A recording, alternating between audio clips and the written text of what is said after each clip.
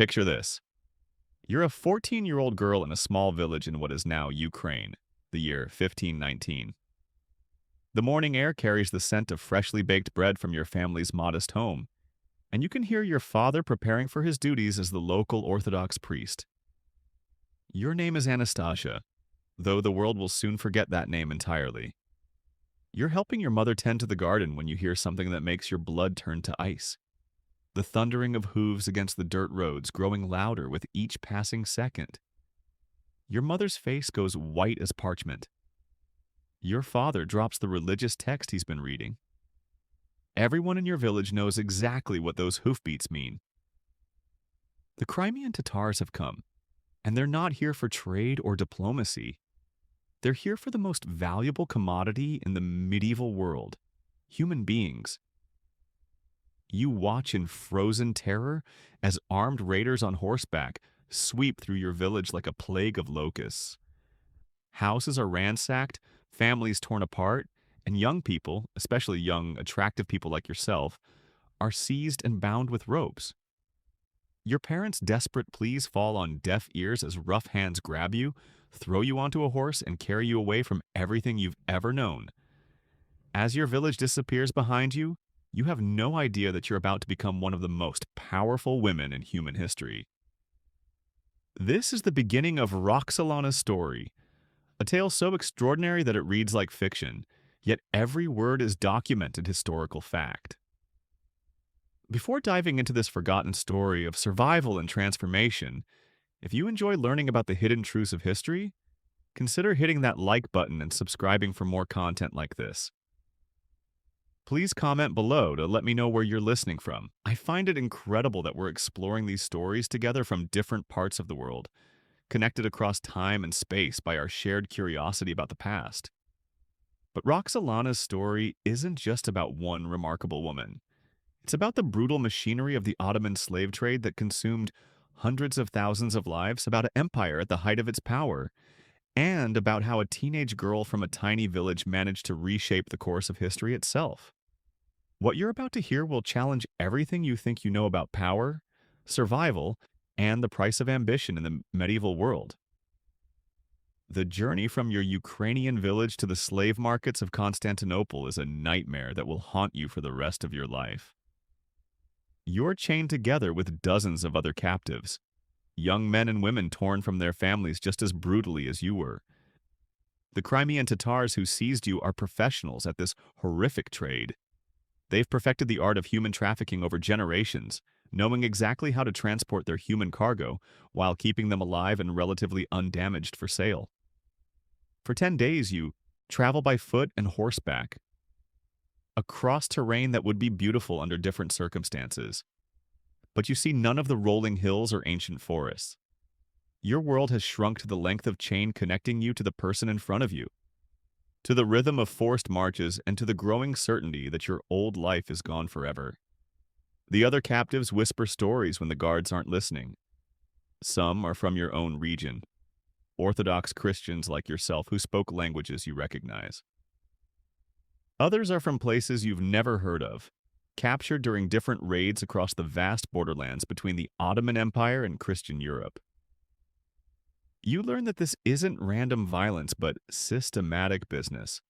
The Crimean Tatars serve as middlemen in a trade network that stretches from the steppes of Eastern Europe to the palaces of Istanbul. When you finally reach the port city of Kaffa on the Crimean Peninsula, the scope of this human trafficking operation becomes horrifyingly clear.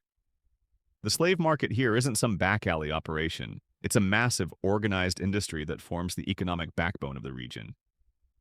Thousands of people are bought and sold here every month, their lives reduced to simple calculations of age, health, beauty, and potential usefulness.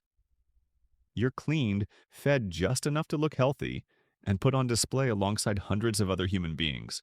Buyers walk among you like farmers examining livestock, checking your teeth, testing your reflexes, evaluating your potential value in various capacities. The whole process is designed to strip away every trace of your humanity, to transform you from a person with a name and a family into a commodity with a price. But here's where your story takes an unexpected turn. Among the buyers examining the new arrivals is a man named Pargali Ibrahim Pasha, and he's not shopping for himself. Ibrahim is the closest friend and most trusted advisor to the new Sultan of the Ottoman Empire, a young man named Suleiman who has just inherited the most powerful throne in the world. Ibrahim is looking for a special gift for his childhood friend, something that will delight the new Sultan and strengthen their already close relationship. When Ibrahim's eyes fall on you, something about your appearance catches his attention. Maybe it's your obvious intelligence, visible even through the trauma and exhaustion of captivity. Maybe it's your beauty, which hasn't been completely destroyed by the horrific journey. Or maybe it's something more subtle, a quality of resilience that suggests you might survive and even thrive in the deadly environment of the Ottoman court. Whatever the reason, Ibrahim decides you're worth purchasing. The price he pays for you is substantial, enough to feed a peasant family for months. But from his perspective, you're not just another slave. You're a potential key to the heart of the most powerful man in the world. He has no idea how right he is. The sea voyage from Kaffa to Constantinople gives you your first glimpse of the empire that now owns you.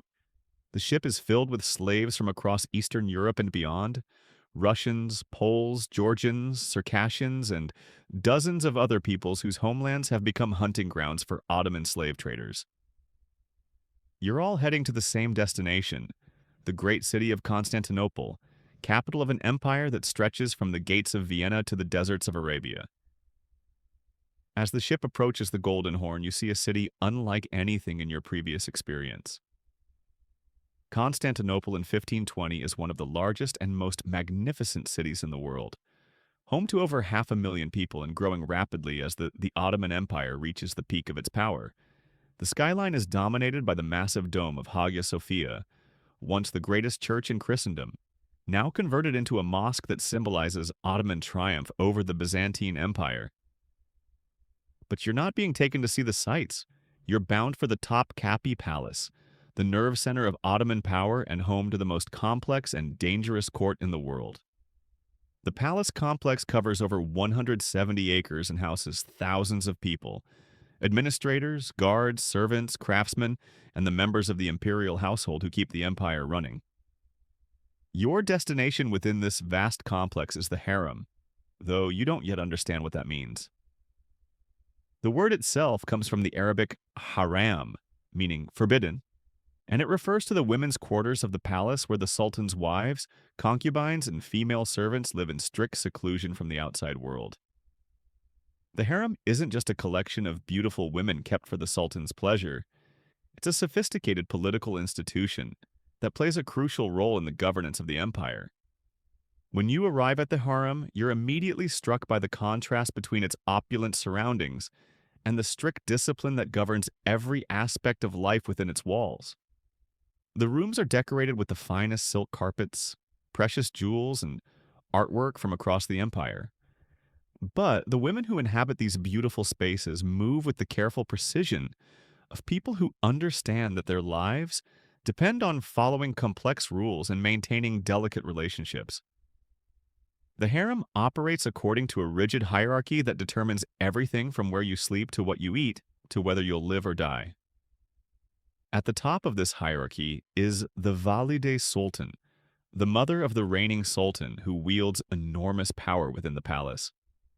Below her are the sultan's wives and favored concubines, each competing for position and influence. At the bottom are newcomers like yourself, who must prove their worth or risk being forgotten entirely. Your first weeks in the harem are a crash course in survival. You're assigned to work in the palace laundry alongside other new arrivals, learning the routines and expectations that govern daily life. The work is hard, but it's also an opportunity to demonstrate the skills that might elevate your status. You discover that your abilities as an embroiderer, learned from your mother back in Ukraine, are highly valued here. More importantly, you begin to understand that intelligence and adaptability matter more than beauty in this environment. The other women in the laundry come from across the empire and beyond. There are Circassians and Georgians from the Caucasus, known for their legendary beauty. There are Italians and Greeks captured during Ottoman naval raids in the Mediterranean. There are Africans from Egypt and the Sudan, brought north along ancient slave trading routes. Each woman has her own story of loss and adaptation, her own strategy for surviving in this golden prison. But you quickly realize that survival isn't enough. The harem contains hundreds of women, but only a handful will ever catch the Sultan's attention. Most will live out their lives as servants, forgotten by history and unknown even to the man who technically owns them. If you want to control your own fate, you need to find a way to rise above the crowd. This is where your musical abilities become crucial. During your childhood in Ukraine, you learned traditional songs and melodies that now seem like echoes from another world. In quiet moments when the laundry work is done and the supervisors aren't watching, you sing softly to yourself, partly for comfort, partly from habit, and partly because music is one of the few things that connects you to who you used to be. One afternoon, as you're working at your embroidery and humming a Ukrainian folk song, you notice that someone has stopped outside the laundry room. Through the partially open door, you catch a glimpse of silk robes and the distinctive headgear that marks high rank within the palace. You don't know it yet, but Sultan Suleiman himself is passing by, drawn by the unfamiliar melody drifting from the women's workspace. Suleiman is 26 years old and has been sultan for less than a year, but he's already showing signs of the brilliance that will make him one of history's greatest rulers. He's well educated, fluent in several languages, and sophisticated enough to appreciate the subtle beauty of foreign music. When he hears your voice singing in a language he recognizes as Slavonic, his curiosity is immediately aroused. The Sultan stops and listens, trying to make out the words of your song. His own education included some study of Slavonic languages, enough to understand that you're singing about home and loss, with a poignancy that touches something deep in his soul. Here is a man who commands armies and governs an empire, yet he's moved by the simple, heartfelt song of a teenage slave girl who doesn't even know he's listening. What happens next will change both of your lives forever. Suleiman approaches the laundry room and asks to speak with the singer. When you're brought before him, still wearing your work clothes and obviously nervous, he begins a conversation in halting Slavonic. Your ability to respond intelligently, to discuss not just your music but your homeland and your experiences, impresses him far more than mere beauty ever could. This is the moment when Anastasia, the priest's daughter from a Ukrainian village, begins her transformation into Hürrem Sultan, one of the most powerful women in Ottoman history. But the path from slave to sultana is fraught with dangers that you can't yet imagine.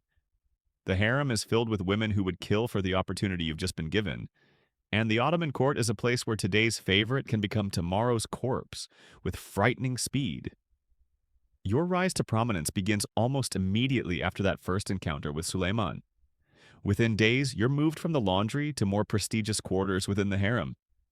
Your new rooms are still modest by palace standards, but they represent a dramatic improvement in your circumstances. More importantly, they signal to the other women that you've caught the Sultan's attention, a development that makes you both envied and endangered. The harem operates on a principle that every woman understands, but no one speaks aloud. There can be only one favorite at a time, and maintaining that position requires constant vigilance. The current Haseki, the Sultan's chief concubine, is a woman named Mahidevran, and she's been Suleiman's favored companion since before he became Sultan. She's already given him a son, Prince Mustafa, which gives her enormous prestige and power within the palace hierarchy. Mahidevran views your sudden rise with the cold calculation of someone who understands exactly what's at stake. She's spent years building her position, carefully cultivating relationships and eliminating rivals. Now a teenage Ukrainian girl with no understanding of palace politics threatens to destroy everything she's worked for. Her response is swift and merciless. A campaign of psychological warfare designed to break your spirit before you can challenge her supremacy. The attacks begin subtly. Your food portions become smaller. Your work assignments grow more demanding. Other women in the harem, following Mahidevran's lead, begin treating you with barely concealed hostility. You find yourself isolated, surrounded by hundreds of women, yet utterly alone in a world where friendship can mean the difference between life and death. But you possess something that Mahidevran didn't anticipate: the resilience that comes from having already lost everything once. When Crimean raiders destroyed your old life, you learned that survival requires adaptability rather than rigid adherence to established patterns. While Mahidevran relies on traditional methods of court intrigue, you begin developing a completely different approach to winning the Sultan's favor. Your strategy centers on the one thing that first brought you to Suleiman's attention: your cultural authenticity. Instead of trying to become more Ottoman, you embrace your Ukrainian heritage as a source of unique appeal. You learn to play traditional instruments, master folk dances from your homeland, and develop a repertoire of stories and songs that transport the Sultan to worlds he's never experienced. This approach proves brilliant because it offers Suleiman something no other woman in the harem can provide: genuine novelty. The Ottoman court is filled with sophisticated beauties trained from childhood in the arts of seduction and political manipulation. But you offer him glimpses of a simpler, more authentic world that exists beyond the suffocating protocols of palace life. Your conversations with Suleiman during these early encounters reveal the profound loneliness of absolute power. Here is a man who commands the loyalty of millions, yet struggles to find genuine human connection in a world where everyone wants something from him. Your background as an outsider, someone who never sought power or position, makes you uniquely valuable as a confidant who might actually care about him as a person rather than as a source of advancement. As weeks turn to months, your relationship with Suleiman deepens in ways that alarm the entire palace hierarchy.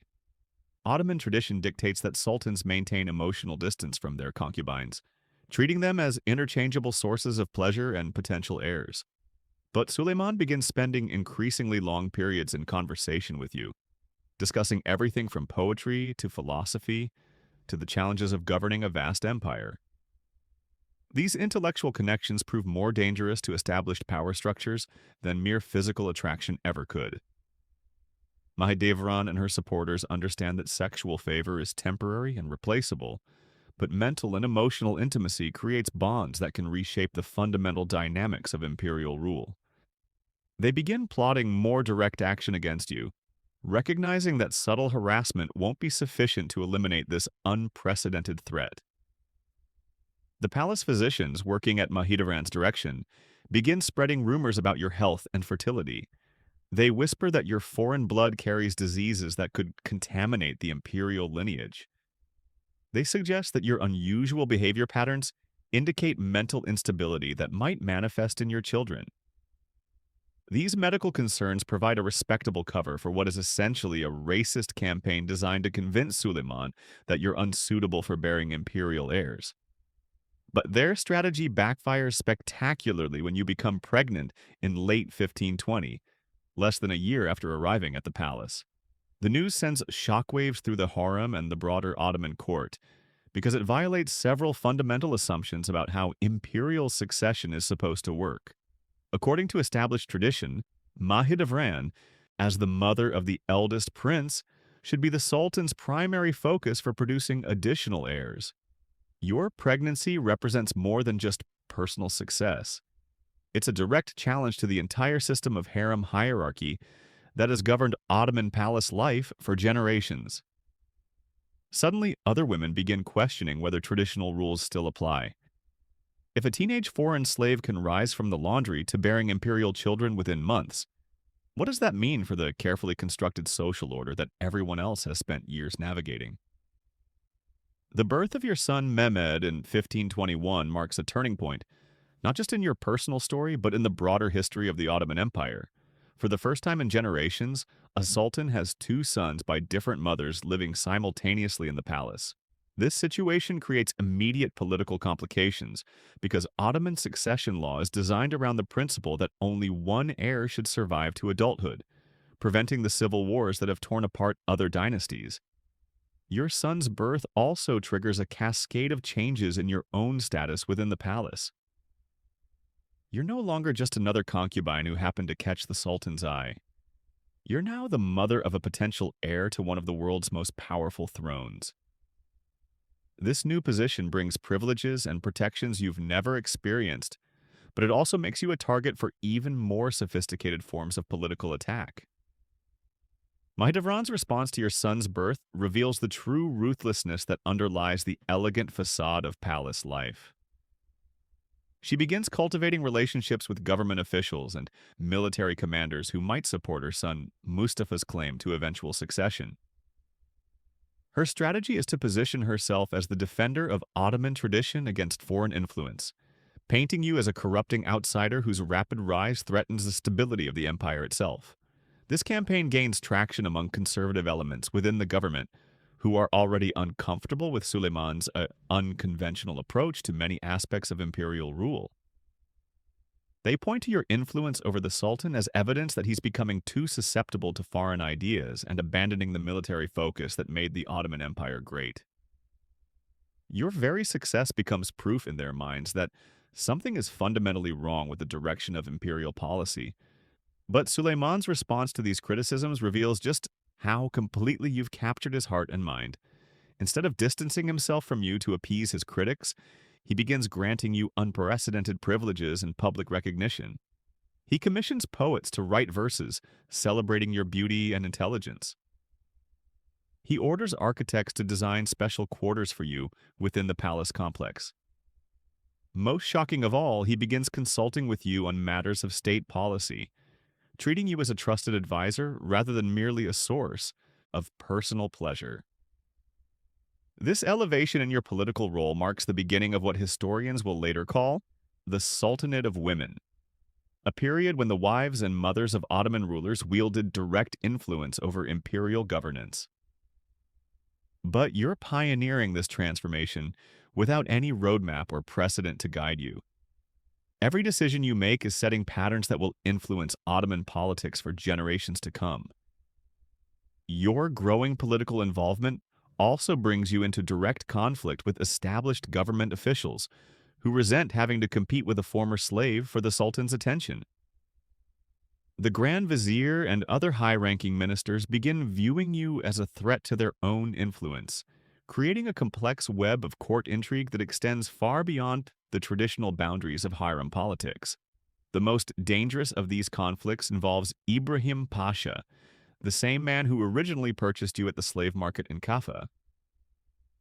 Ibrahim has risen to become Suleiman's most trusted advisor and closest friend, wielding enormous power over both domestic and foreign policy. Initially, he views your influence over the Sultan as beneficial, since it was his gift that brought you to Suleiman's attention in the first place.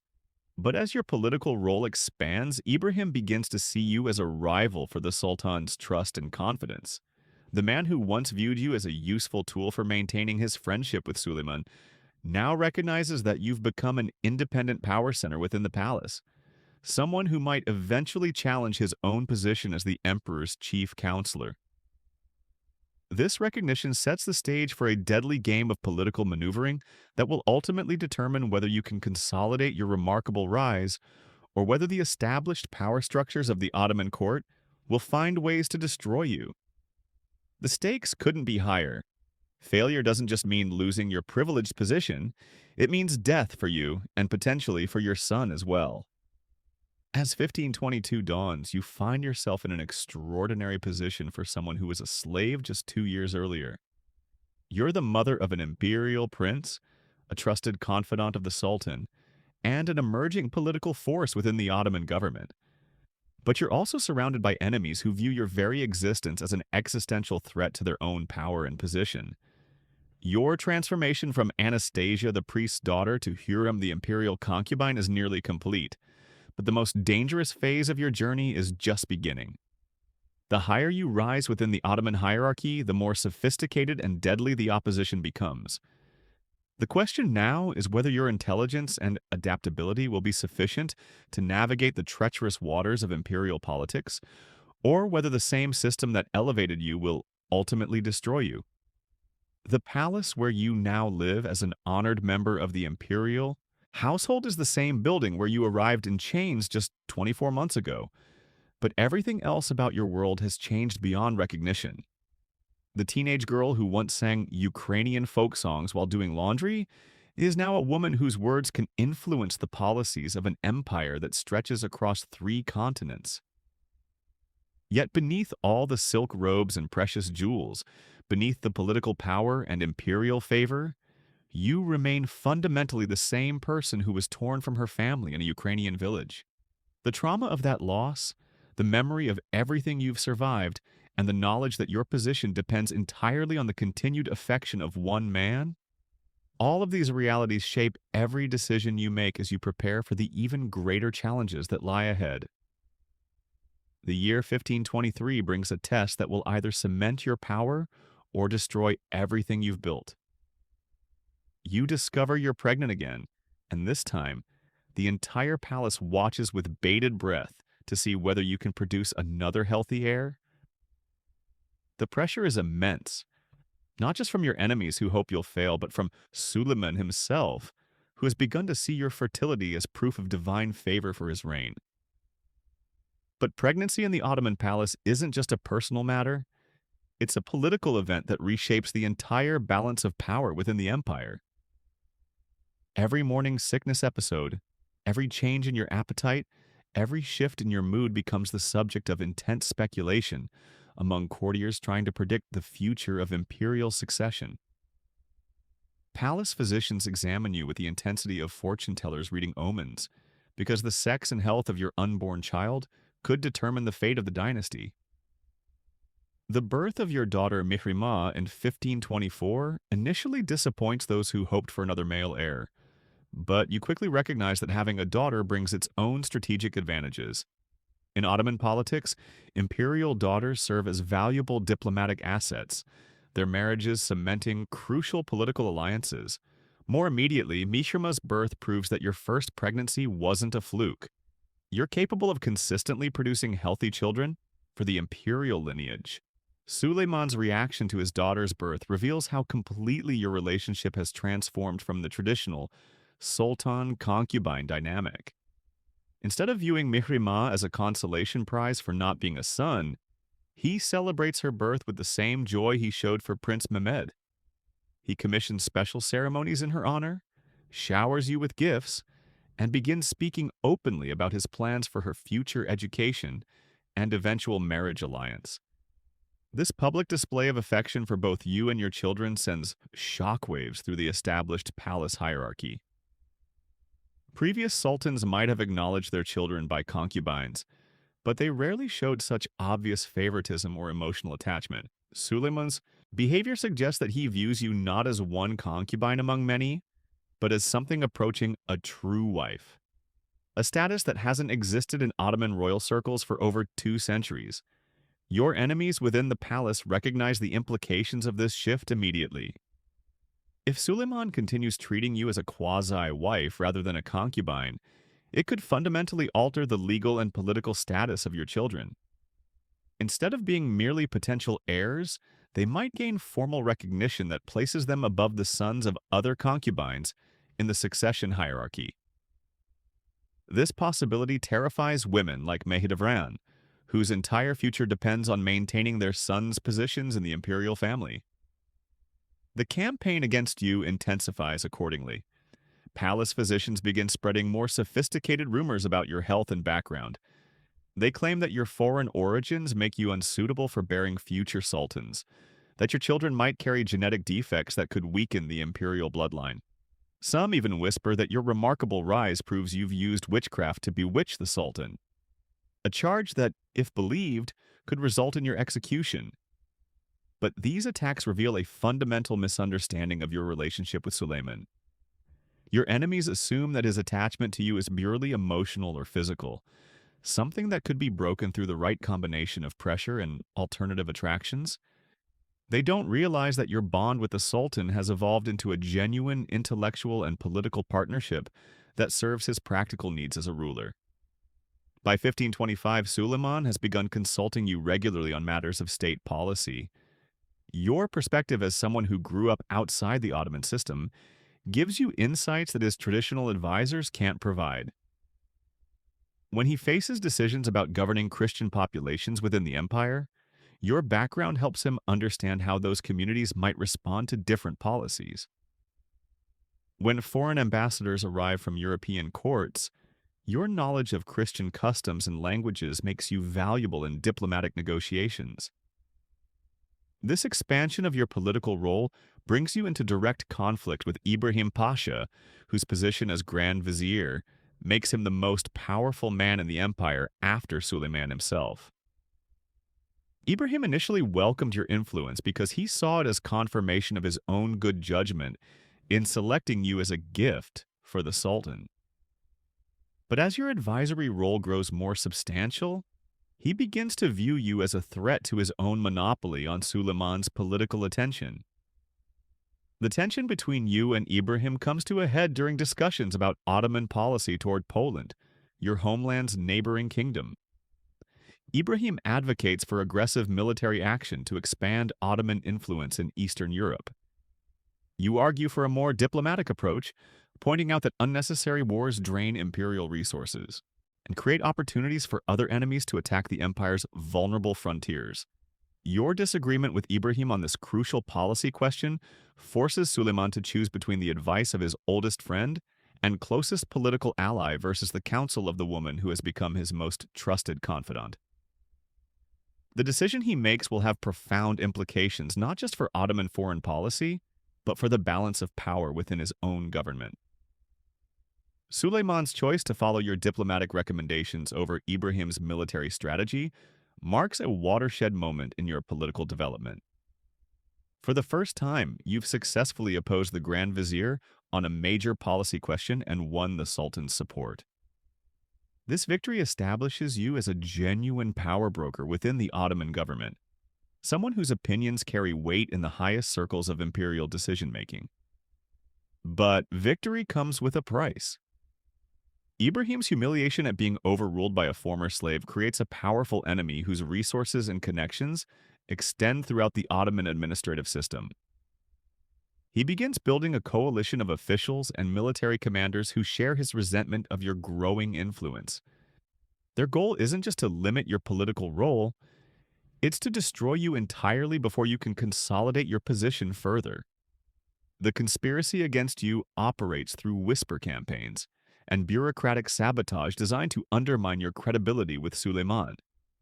Ibrahim's allies spread stories about your supposed manipulation of the Sultan, painting you as a scheming foreigner who uses sexual wiles to distract him from his imperial duties. They point to every policy failure or military setback as evidence that the empire suffers when the Sultan listens to concubines instead of experienced administrators. These attacks force you to develop new strategies for protecting yourself and advancing your interests within the treacherous environment of Ottoman court politics. You begin building your own network of supporters, cultivating relationships with officials who might benefit from your continued rise. Palace servants, minor bureaucrats, and even some military officers find that showing loyalty to you can result in better assignments, increased pay, or other tangible benefits. Your growing political sophistication becomes evident in how you handle the delicate question of your children's education and future prospects. Instead of simply relying on Suleiman's favor to protect them, you begin actively managing their development to maximize their potential value to the empire. Prince Mehmed receives the finest tutors available, learning not just traditional Ottoman subjects but also languages and customs that might prove useful in governing diverse populations. Princess Mehremah's education reflects your understanding of how imperial daughters can serve diplomatic purposes. She learns to speak multiple European languages, studies the religious and cultural practices of Christian kingdoms, and develops skills in music and art that will make her an attractive bride for foreign nobles. Every aspect of her training is designed to make her a valuable asset in future marriage negotiations that could strengthen Ottoman alliances. This careful attention to your children's preparation reveals how completely you've internalized the realities of imperial politics. You understand that your own position, however secure it might seem, depends ultimately on Suleiman's continued favor. But your children's futures require more permanent foundations: legal recognition, political alliances, and demonstrated value to the empire that will survive changes in the Sultan's personal feelings. The birth of your third child, Prince Selim, in 1524 further strengthens your position within the imperial succession hierarchy. Now you have two sons who could potentially inherit the throne, making you a major player in the complex calculations that will determine the empire's future leadership. But multiple male heirs also create new dangers, because Ottoman tradition requires that only one prince survive to adulthood to prevent civil wars between brothers. Your growing family attracts increasing attention from foreign diplomats and intelligence agents trying to understand the changing dynamics of Ottoman court politics. European ambassadors send detailed reports to their home governments about your influence over Suleiman, speculating about how your rise might affect the empire's foreign policy decisions. Some suggest that your background as a Christian captive might make you sympathetic to European interests, though they badly underestimate your complete transformation into an Ottoman political actor. The most perceptive foreign observers recognize that your influence represents something genuinely new in Ottoman politics. The emergence of a woman who wields power not just through traditional harem intrigue, but through direct participation in governmental decision-making. This development alarms European courts because it makes Ottoman policy less predictable, shaped by someone whose motivations and loyalties they don't fully understand. By 1526, your transformation from Ukrainian peasant girl to Ottoman power broker is essentially complete. You speak Turkish with the fluency of a native, understand the complex protocols of palace life, and navigate court politics with the skill of someone born to imperial privilege. The frightened teenager who arrived in chains 6 years earlier has become a sophisticated political operator whose decisions affect the lives of millions across the empire. But this remarkable transformation comes with psychological costs that you carefully hide from everyone around you. In quiet moments, when the demands of court life temporarily subside, you sometimes remember the girl you used to be, Anastasia, who helped her mother in the garden and listened to her father's religious teachings. That person seems like someone from a half-remembered dream. So completely has she been replaced by Hürrem Sultan, the imperial concubine whose name inspires both fear and respect throughout the Ottoman world. The most difficult aspect of your new identity is the complete severance from your past life and family. You have no way of knowing whether your parents survived the Tatar raid that captured you, whether your siblings are alive or dead, whether anyone from your old village even remembers that you existed. This uncertainty haunts you, creating a profound loneliness that all the wealth and power in the world cannot eliminate. Yet you've learned to channel this pain into political strength. The knowledge that you have no safety net, no family connections, or inherited privileges to fall back on makes you more ruthless and calculating than competitors who take their positions for granted. Every decision you make is informed by the understanding that failure means not just personal destruction, but the end of everything you've built for your children. Your relationship with Suleiman continues to deepen in ways that mystify both supporters and enemies. What began as physical attraction has evolved into genuine intellectual partnership, with the Sultan regularly seeking your advice on everything from military strategy to religious policy. Your conversations range across subjects that would have been unimaginable for a concubine to discuss with previous sultans: philosophy, poetry, the challenges of governing a multi-ethnic empire, the balance between Islamic law and practical administration. This intellectual intimacy creates a bond that proves far more durable than mere sexual attraction.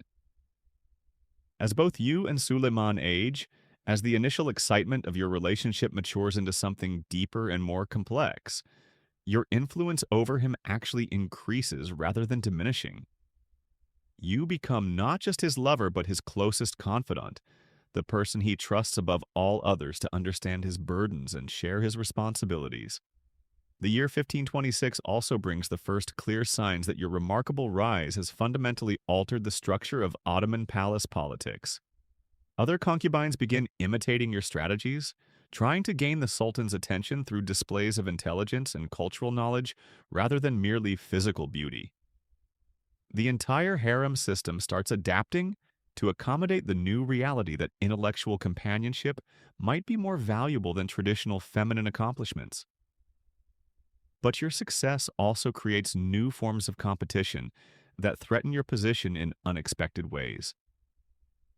As it becomes clear that Suleiman values education and sophistication in his women, the palace begins recruiting concubines with more impressive backgrounds, daughters of conquered nobles, captured princesses, highly educated women from across the empire.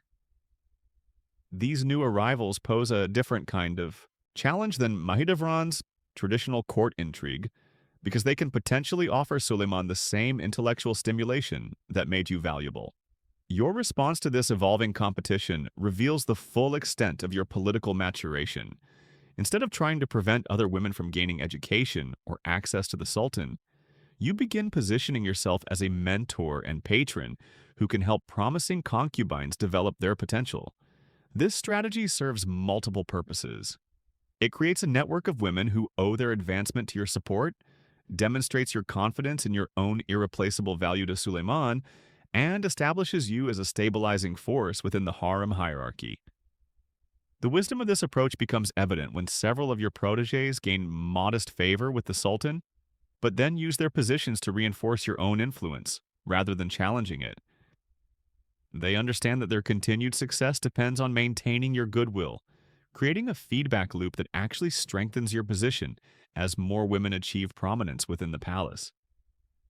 By the end of 1526, you've accomplished something that would have seemed impossible when you first arrived at the palace. You've not only survived the transition from slave to sultana, but you've fundamentally transformed the system that created your opportunity. The Ottoman harem will never again be the same institution it was before your arrival, because you've proven that intelligence and political skill can be more powerful than traditional forms of feminine influence. Your story has reached a crucial turning point.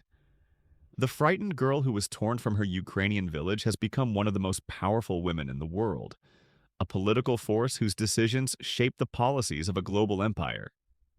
But the greatest challenges still lie ahead, because success at your level inevitably attracts enemies whose resources and determination match your own.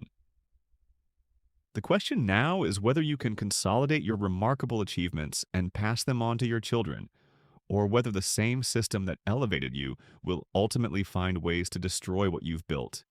The palace that once seemed like an alien world has become your domain, but it remains a place where today's triumph can become tomorrow's catastrophe with frightening speed.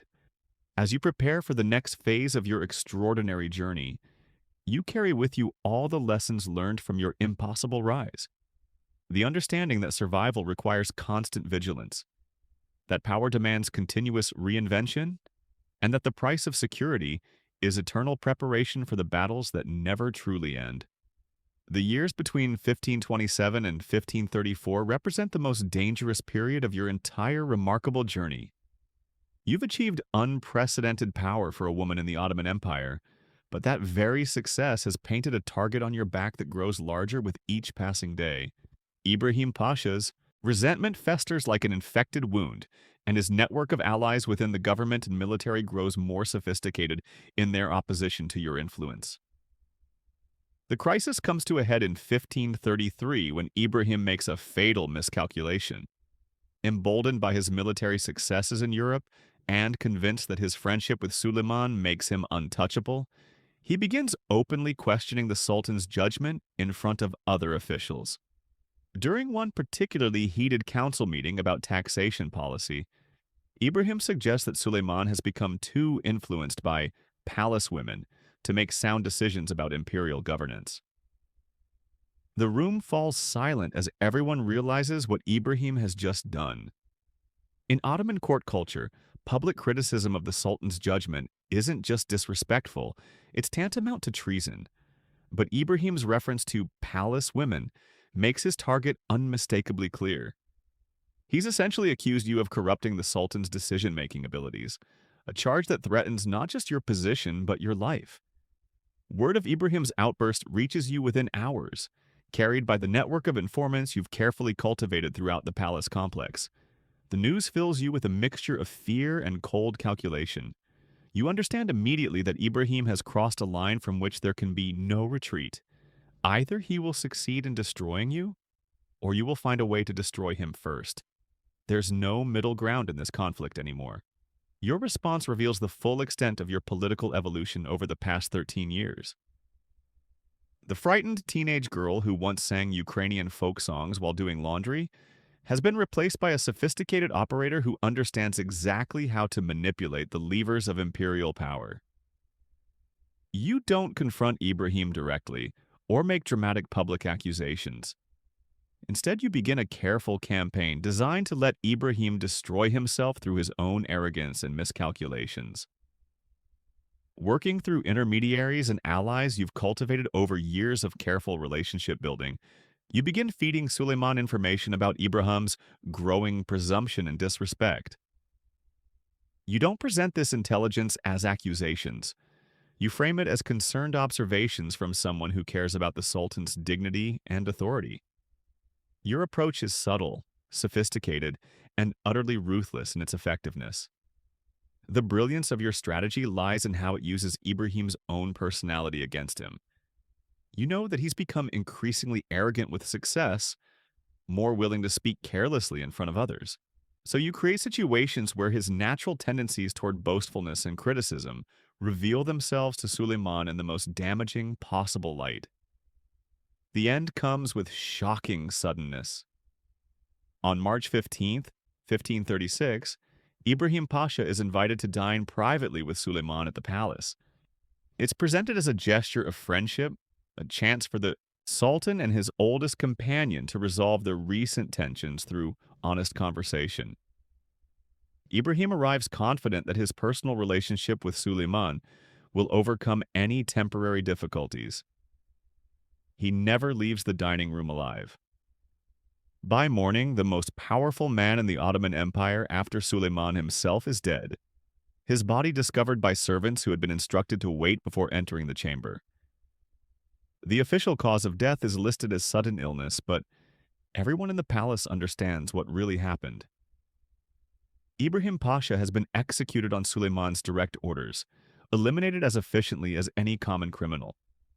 The shockwaves from Ibrahim's death ripple through every level of Ottoman society. Here was a man who had risen from humble origins to become Grand Vizier, who had led armies to victory and negotiated treaties with European powers.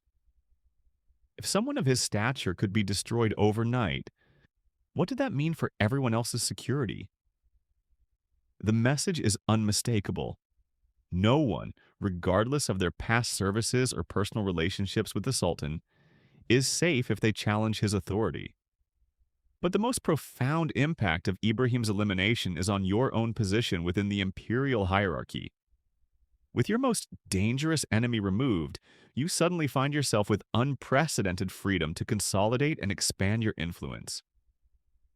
The officials who had supported Ibrahim's opposition to you quickly shift their allegiances, recognizing that continued resistance could prove fatal to their own careers and lives. More significantly, Ibrahim's death clears the way for the most extraordinary development in your remarkable story. In 1534, just months after eliminating his former friend, Suleiman does something that hasn't happened in the Ottoman dynasty for over 2 centuries. He legally marries one of his concubines, making you his official wife and Haseki Sultan. The wedding ceremony itself is deliberately private, conducted without the elaborate public celebrations that might draw unwanted attention to how unprecedented this union really is. But the political implications are revolutionary. By marrying you, Suleiman has fundamentally altered the legal status of your children, elevating them above the offspring of mere concubines in the imperial succession hierarchy. Your transformation from slave to sultana is now complete in the most literal sense possible. The teenage girl who was purchased at a slave market in Kaffa has become the legal wife of the most powerful ruler in the world. Your children are no longer just potential heirs. They're princes and princesses with formal recognition that places them at the very center of Ottoman dynastic politics. But this triumph comes with new dangers that you couldn't have anticipated. Your marriage to Suleiman violates so many established traditions that it creates enemies among people who had previously been neutral or even supportive. Conservative religious, Leaders question whether the union is legitimate according to Islamic law.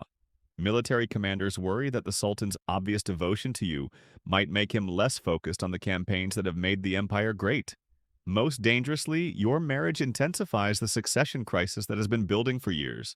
Prince Mustafa, Mahidevran's son, he is now 21 years old and increasingly popular among military commanders who remember his grandfather's aggressive expansion of Ottoman territory.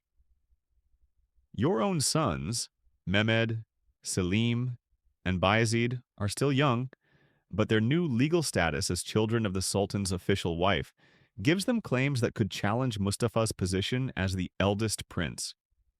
The seeds of a dynastic conflict that will eventually tear the empire apart have been planted, and you find yourself at the center of political calculations that extend far beyond personal rivalry between concubines. The question of succession has become a matter of imperial policy, with different factions within the government and military beginning to align themselves with different potential heirs. Your response to these mounting pressures reveals how completely you've mastered the art of Ottoman political survival.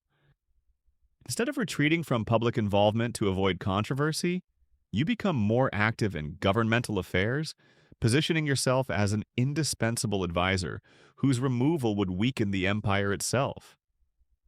You expand your correspondence with foreign rulers, negotiate trade agreements, and even begin commissioning architectural projects that will serve as permanent monuments to your influence. The Haseki Sultan Mosque Complex, begun in 1539, represents the ultimate symbol of your transformation from captive to queen.